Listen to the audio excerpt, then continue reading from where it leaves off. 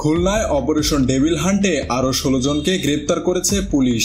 রবিবার রাত থেকে সোমবার দুপুর পর্যন্ত খুলনার বিভিন্ন স্থানে অভিযান চালিয়ে তাদের গ্রেপ্তার করা হয়। ক্রমাগত অবনতি হতে থাকা খুলনায় আইন শৃঙ্খলা পরিস্থিতি, অপারেশন ডেভিল হান্টের ফলে ব্যাপক উন্নতি হয়েছে বলে মনে করছেন সাধারণ মানুষ।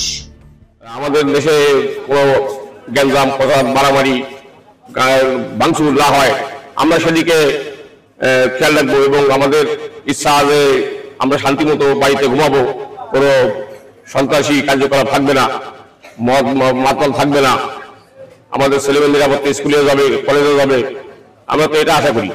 সন্ত্রাসীর বিরুদ্ধে খুব সুন্দর অভিযান যেন আরো বেশ কিছুদিন থাকে, আমরা যেন শান্তিতে থাকতে পারি, কি করতে পারি, কোনো চাঁদাবাজি কোনো ইটি যেন না হয়, এগুলো আমরা চাই। আমরা যেন খুব শান্তিতে থাকতে পারি।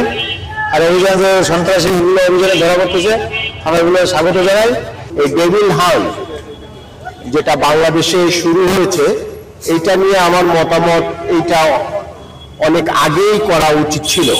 একটা গণ অভ্যুত্থানের মাধ্যমে একটা অনির্বাচিত সরকার দেশ পরিচালনার ভার নিছে, তখন আইন শৃঙ্খলা বাহিনী অনেকটা দুর্বল হয়ে গেছে।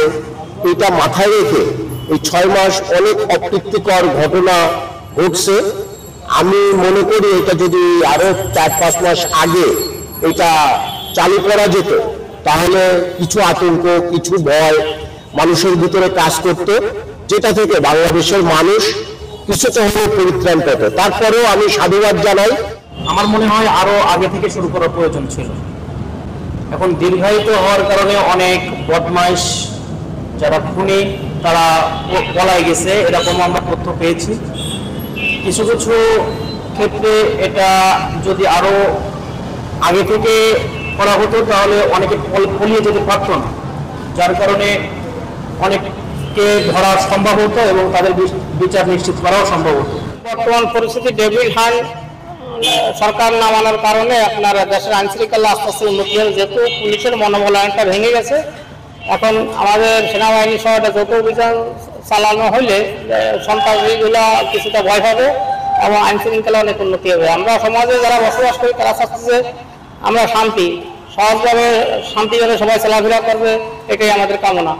আমাদের খুলনা একসময় অনেক শান্তির শহর ছিল, কিন্তু বর্তমানে দেখা যাচ্ছে যে সন্ত্রাসটা অনেকে মুক্তি পেয়েছে, অনেক জায়গা থেকে বাড়ছে আর কি। সন্ত্রাসের জিনিসটা অনেক দিকে বেড়ে গেছে। দেশের যে বর্তমান পরিস্থিতি, আইন শৃঙ্খলা বাহিনীর অবনতির জন্য মনে করেন সব দিকে চুরি, ডাকাতি, ছিনতাই অনেক বাড়ছে। তো এগুলা যেহেতু দমন করা খুব দরকার সাধারণ জনগণের স্বার্থে, সাধারণ জনগণের আপনার যানবাহনের রক্ষার জন্য এটা যতদূর বহাল থাকবে ততটাই আমি মনে করি যে ভালো। ডেভিল হান্ট চলছে সারা বাংলাদেশে, এই জন্য আমি মনে করি যে এটা দীর্ঘায়িত হওয়া উচিত। দেশ সুষ্ঠুভাবে যারা পরিচালনা করছে তারা সুষ্ঠুভাবে পরিচালনা করুক, আগামীতে যারা আসবে তারা সুন্দরভাবে দেশ পরিচালনা করবে, সেই প্রত্যাশা আমরা করি। বর্তমানে চাঁদাবাজি বা ছিনতাই যেগুলো শুরু হয়েছে, এগুলো না থাকাটাই বেটার, তাহলে আমাদের দেশটা খুব সুন্দর হবে। আমরা চাই প্রবাসীরা আমাদের দেশে এসে চাকরি করুক, আমরা তাদের দেশে না যাই। আমরা যাব, কিন্তু সেইভাবে সেই কর্মদক্ষতা নিয়ে তারপরে আমরা যাব। সেই পরিবেশটা আমাদের দেশের সরকার আমাদের জন্য তৈরি করবে, আমরা সেই প্রত্যাশা রাখি।